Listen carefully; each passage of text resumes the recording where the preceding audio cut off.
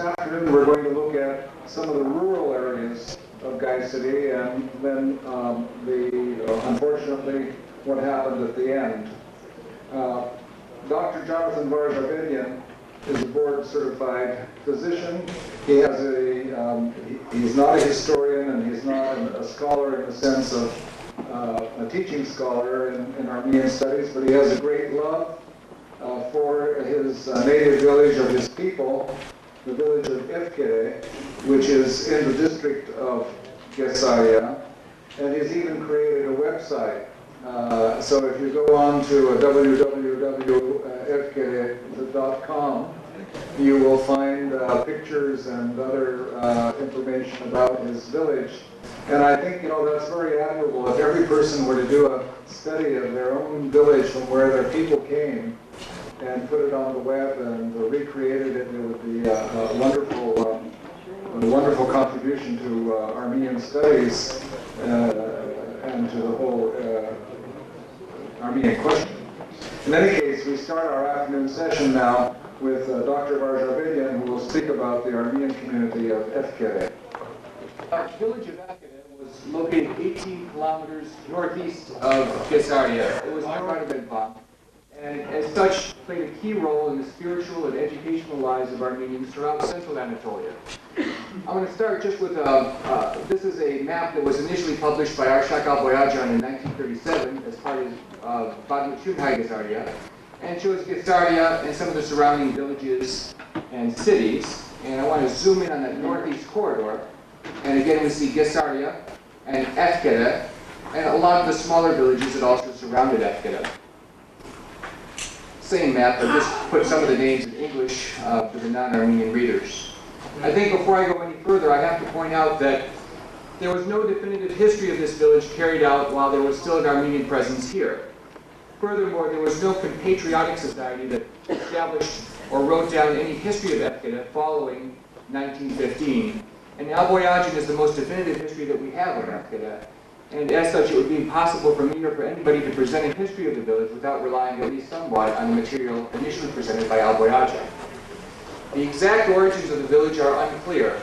It's known that the monastery here, Surpkar-Bedban, dates back at least 900 years, and Armenian belief, legend, is that it was established by Saint Gregory the Illuminator at the beginning of the 4th century. The first clear reference we have to the village itself is from an inscription in the Temple of the Holy Resurrection in Jerusalem, dated 1407, and made in the name of Bishop Toros, Bishop of Efkara and Kayseri. By the time Simeon the Hatsi visits Efkere'yi in 1617, this is a thriving, prosperous village with 300 Armenian families. And by 1914, there are 500 Armenian families and 50 Turkish families in the village. The village itself was laid out on two sides of a brook, and this brook was called Darsiyakh Suyu, and it divided Efkere'yi into an eastern section and a western section. Eastern section, perhaps the more populous area, was the home of the business district, the home of at least 3 churches from 1670s onward, and numerous homes. Western Efkere'yi was the home of Surpkar-Bedban, and also numerous homes. So let's see some pictures. Eastern Efkere'yi, before 1915, this is a photo taken from Western Efkere'yi. In the middle here, left of center, is the main church of the village, Surp Stepanos. The business district is most likely down here, but you can see a lot of the characteristic buildings and houses of the village. Another photo, again of Eastern Efkere'yi, again taken from Western Efkere'yi, Surp Stepanos, the dome structure here. And this is likely a picture of Western Efkere'yi, showing the homes. Zozikyan in Western Armenia says that the homes of Efkere'yi are huge, durable, and more than one floor, and that's pretty much the characteristic houses we see here. Large courtyards, large stone walls. I want to start just by discussing the religious institutions in the village. Eastern Efkere'yi was the home from the 1670s onward of 3 churches, Surp Kevork, Surp Sarkis, and Surp Stepanos. Very little is known about Surp Sarkis or Surp Kevork, other than that they were small chapels built into the rock. In interviews that I carried out with survivors, Surp Kevork was still a recognizable structure in 1915, and it was still a site of pilgrimage, and Banarak was carried out there once a year.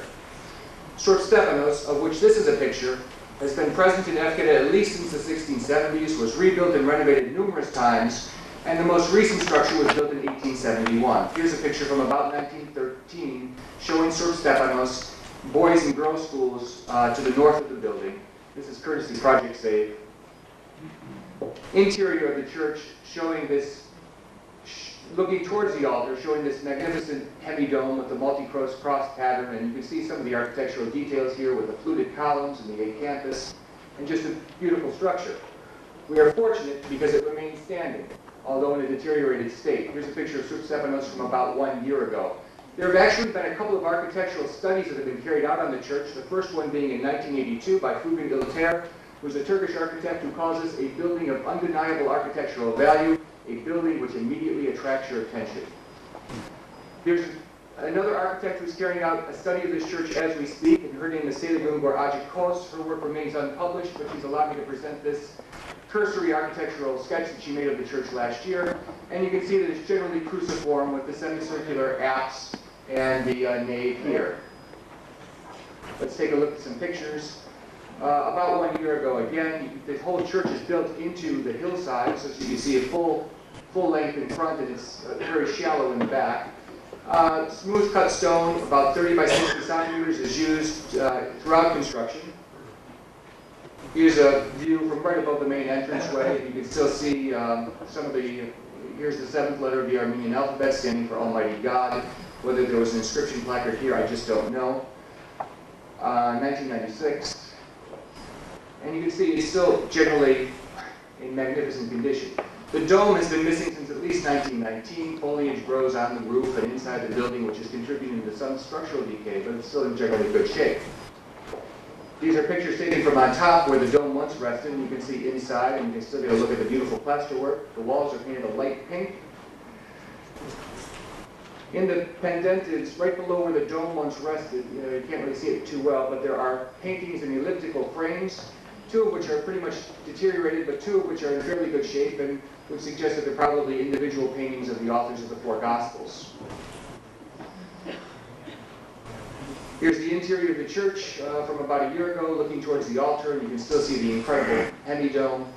The church was used as a private residence from the 1950s for about 40 years. It's currently abandoned. Some structural changes have been carried out because it was used as a residence, but still you can get a sense of what it was.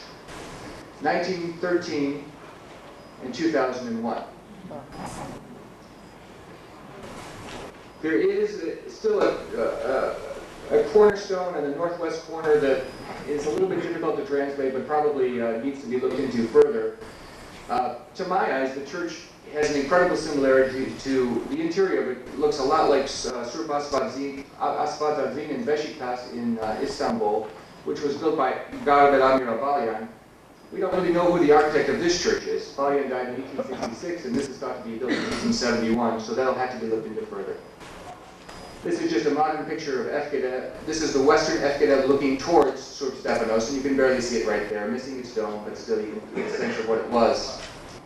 So those are the 3 main churches in eastern Efkere, and now I want to move on to western Efkere. The site where this picture was taken is likely the site of an open-air chapel that was called Surp İlya. The area was bulldozed in the 1960s, but this is a place where Armenians came to get and pray, particularly in times of drought. I want to read you a brief passage. This is from the as yet unpublished memoirs of Sarkis Jangocha, who was born in Efkere in 1896, and he describes it thusly. It was at Surp İlya that they prayed to God for rain. In the summer they would have madak, sacrificial lamb and food that was distributed to the poor. And the Turks and the Armenians joined in it together, and people would come from nearby villages to the famous Efkere madaks, and they would pray together for rain with great devotion and faith, and it would always rain on that day. And after madak at the shrine, the priest of the church, the choir and the deacons, the students, the sexton, would in orderly manner and in pairs climb the nearby hill in serpentine fashion, and they would sing the hymn Aravot Luso, and they would all become inspired, the Turks as well, who would say, Allah hears our prayers. The same site as it stands today. There also was the monastery in western Efkere, which I will deal with shortly.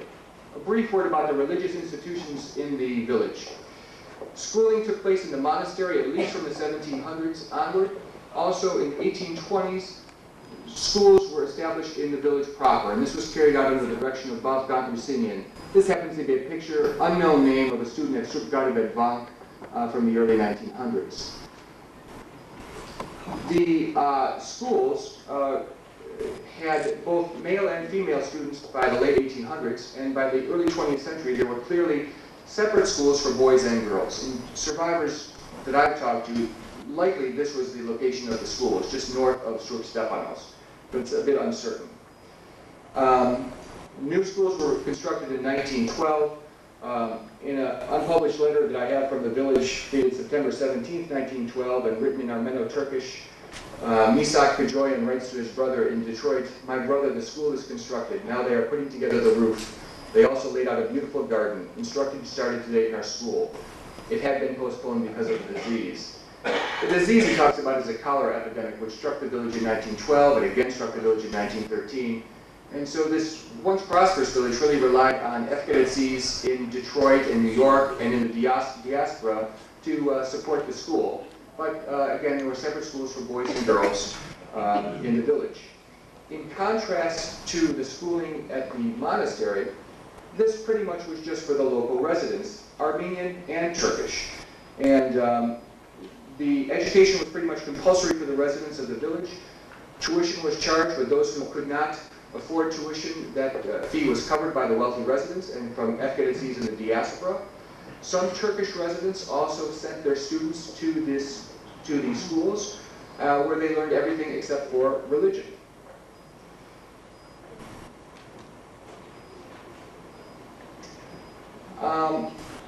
Let me go back one. I talked briefly about the economic woes of the village. Most of the people in Efkere earn their living from blacksmithing.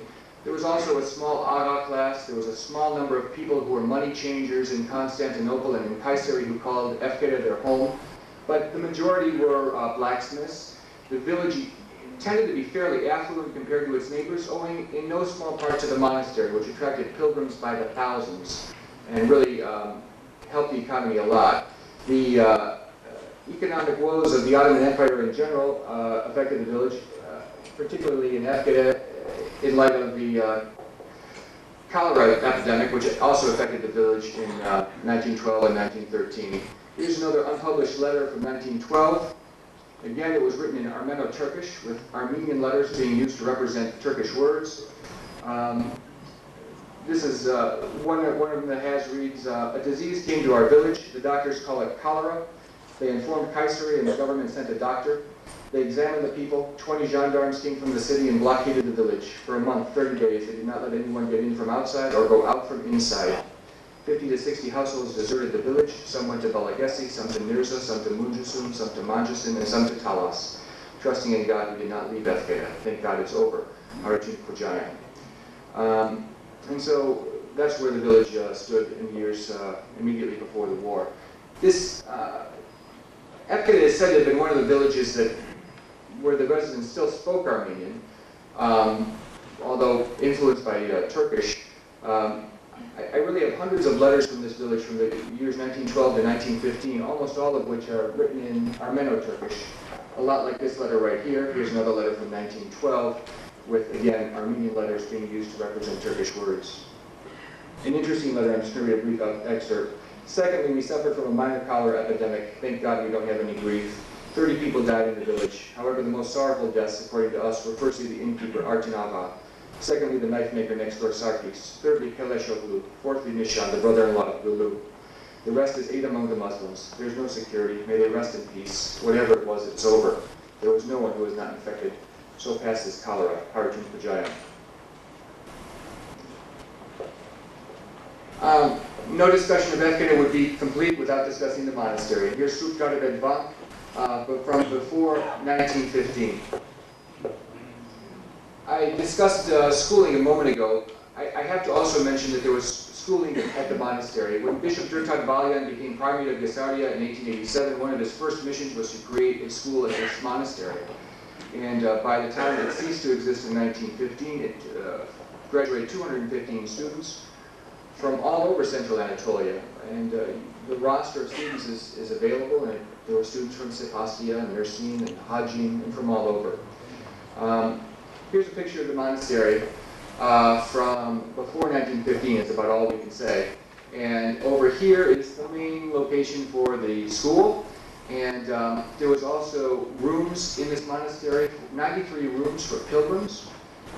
There were 2 historic chapels located within it as well. Armenians believe that the monastery was established by Gregory the Illuminator at the beginning of the 4th century. He is said to have appealed for the relics of John the Baptist, received a portion of these relics, the relics from the 2 legs and the left arm, traveled to Armenia with them, but rested on the hills of Efkere, and became exhausted and planted a small portion of them there and raised a large cross. There are 2 important chapels within the monastery. One is Holy Archangel's Chapel, and one is the chapel of the temple of St. John the Baptist. The monastery was clearly a site of pilgrimage. Dr. Hewson in his atlas describes it as one of the wealthiest, most frequented, and most sacred shrines of the Armenian Church. In Turkish, it was referred to as Efkere'yi Monastery. The description by Simeon Lehatsi in 1618 is that St. Garabed, which is high on the hill with a dome large and glorious, the whole city lying before it, and there's a vast and expansive field before the monastery, and all the buildings and all the villages are Armenian, and the churches and monasteries are built and completed. It really became a sprawling complex by the time of the First World War, and this is pretty much what you see here. Unfortunately, you can't really get a good sense of the temples that were located within the church by looking at the exterior area here. The 2 important chapels were Holy Archangel's Temple and the Chapel of St. Garabed's Tomb. These were lined with tile from Kutaya, and the monastery was generally open to the villagers of Efkere. John Bochin states that he went to the religious services at the bank nearly every day, drew Armenians from all over. I think a good description of it is from Alexandre Korian, who was a native of Fenese, which was some 40 miles distant, who wrote down that Surpgarabed Monastery in Efkere was a venerated holy place for the natives of Ebereg and Fenese. The pilgrimage to this sanctuary was organized in connection with the Transfiguration. Armenian pilgrims in large numbers traveled there from all over to pray, to rejoice, and to spend a pleasant holiday. The rooms of the monastery were made available to the guests. People made donations to the monastery and paid for mada, each according to his means. Those having made vows or pledges also brought gifts, such as silver items. Mada, the divine liturgy, and various services were held. Candles were lit on the grave of Surpgarabed, and the lame, the blind, and the crippled, as well as those from suffering from other afflictions, would kiss the ground, hoping for miraculous cures. Surpgarabed Bank, actually, here's a view of the central courtyard, actually took on even greater significance to those few Armenians in the area following 1915 because it was used as an orphanage. This is again courtesy Project Save, the Hazarian collection, showing orphans outside one of the walls of the monastery. Used as an orphanage for a time before the monastery was confiscated in the 1920s. It's currently in ruins and is being used as a monastery, as a military base. This is from quite some distance, but it's the best I have now, showing some of the crumbling walls of the monastery as it stands now. The events of 1915 forever changed Efkere, and to a large extent Efkere existed only in the minds of those Efkere'is living in the diaspora. Very few were not exposed to the deportations. The number of survivors was minuscule. 30 natives returned to the village in 1919 to find the schools in ruins, the altar of Surp Stepanos missing, the dome of the church gone. The Armenian population of Efkere numbered about 60 in 1924. This compared to about 3,000 10 years earlier. The Efkere'is of Detroit formed the Orphans of Efkere Society to try to raise money for those surviving widows and orphans of the village, but again, the number of survivors was very minuscule. And here's Efkere as it stands today. You can see where we're at. By the 1960s, even the name Efkere had disappeared, and it was officially renamed Bacelli, or the Garden District, and it was incorporated into the nearby village of Gesi. So Efkere no longer exists. The future of this village would appear to be bleak because the historic buildings are simply falling into ruin. There is room for some cautious optimism in that some of the buildings that remain are attracting some architectural interest. There was Ilter's 1982 study of Surp Stepanos. There was Sede Dumbarajikos' current study of Surp Stepanos. There's also another architectural study being carried out on the homes in Gezi, including some of the historic homes in Efkere. And there was actually a television program that aired on Kayseri television on RCS TV last year that discussed Efkere and discussed in a somewhat cursory fashion the Turkish and Armenian history of the village. There was also finally, in 1999, the release of a small portion of the Ottoman census figures for this village for the year 1831. So although it's now largely forgotten, the village of Efkere was of singular importance to Armenians throughout central Anatolia. As the site of Surpkaravedvank, it was a major destination for pilgrims seeking spiritual fulfillment. The school at the monastery attracted students from throughout Anatolia and was one of the key educational centers for Ottoman Armenians. While the village has now officially ceased to exist, clear evidence of its once thriving Armenian community still remains in the form of crumbling churches and historic buildings. First-person accounts of the village have now begun to surface as well in the form of memoirs, as well as letters written in the years prior to the First World War. And although the history of this village has thus far been minimally documented, just hope that further study of these structures and these documents will provide some light on this thriving culture that once existed here.